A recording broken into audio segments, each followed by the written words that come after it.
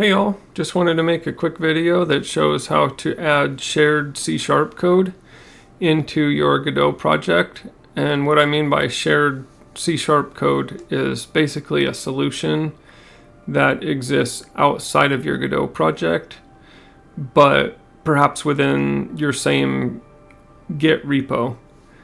So in this case, as you can see, I have this solution that's added to my C# project, but this code all exists outside of the Godot project, so outside of the res folder. So basically any scripts in here you cannot add directly to a node or in your globals in the project settings, which causes an issue because any shared code that you want to have, you can't actually add it to a node or globals. So how to overcome this is basically you can create a separate class that derives from that. So in this case, I have this dev menu, which I'll show you here in a second, in the built Godot project. But I'm able to get it to show because I've created this other script that derives from dev menu. But this one exists within the Godot project.